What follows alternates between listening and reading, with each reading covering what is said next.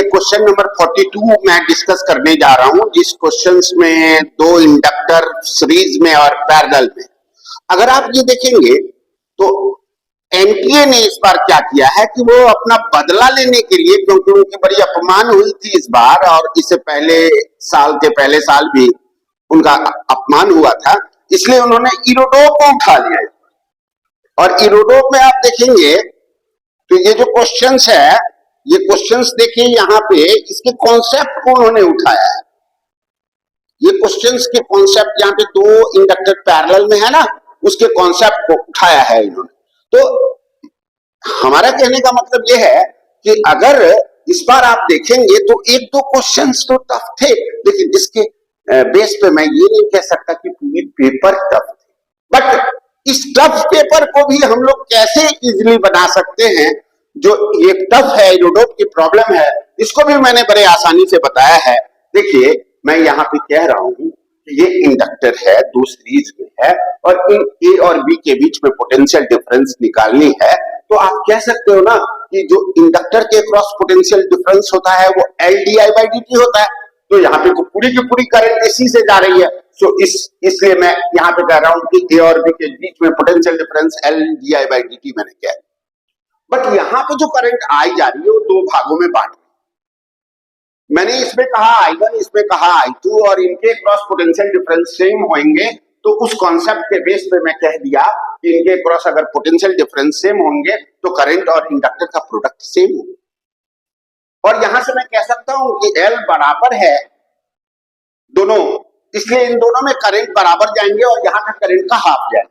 तो इसमें करंट अगर जाएगा इसका हाफ, तो यहाँ मैंने लिख दिया half L D I by D T and L D I by D T, यहाँ पे भी L D I by D T, इनके रेशियो निकालने थे, 2 हो जाएंगे, 1/2 हो जाएगा। अब मैं नेक्स्ट क्वेश्चन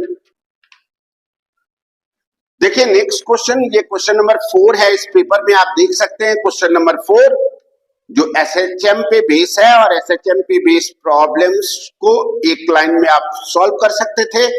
बट आपको मैथमेटिक्स का बेसिक कॉन्सेप्ट आनी चाहिए थी। अगर आपने बेसिक कॉन्सेप्ट लगाया होता तो आपके प्रॉब्लम बन जाते, और जिसने लगाया है उनके बन गए होंगे। तो मेरा कहने का मतलब है कि आप यहाँ पे देखिए कि आप सभी लोग जानते हैं कि वेलोसिटी एसएचएम के दौरान जो एक्स के साथ बदलती है वो v स्क्वायर बराबर ओमेगा स्क्वायर ए स्क्वायर माइनस एक्स स्क्वायर होती है। और इसको अगर आप रीअरेंज करेंगे तो आप देखेंगे कि ये ओमेगा स्क्वायर एक्स स्क्वायर को उधर ले गए और ओमेगा स्क्वायर ए स्क्वायर से डिवाइड कर दिए, तो मेरा एक्सप्रेशन ये आया। और इस एक्सप्रेशन में मैं कह सकता हूं कि v square by A square plus X square by B square बराबर 1 को फॉलो कर रहा है। ये इलिप्टिकल इक्वेशन है, बट कह रहा है कि उसके जो वेलोसिटी डिस्प्लेसमेंट के साथ वेरी कर रहे हैं वो सर्कुलर नेचर को फॉलो कर रहा है। तो ये दोनों बराबर होंगे तभी सर्कुलर पाथ होगा। यहाँ पे ये y अगर ट्रीट किया जाए तो y square by A square plus X square by B square is equal to 1 है।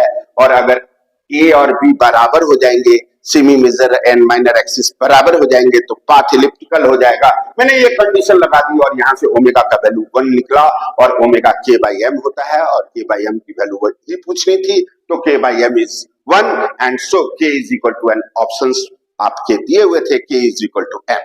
तो यहाँ पे एक छोटी सी मैथमेटिक्स की बात थी जो आप जनरली जो NEET for specially for NEET organisations होते हैं उसमें थोड़े कम होते हैं। एलन ना तो स्पेशली नीट है, ना तो स्पेशली आईआईटी का है, आईकेट ना तो नीट है, ना तो आईआईटी का है, दोनों का है। इसलिए अगर आप तुलना करेंगे तो एलन से बेहतर यहाँ पे एनालिसिस हो।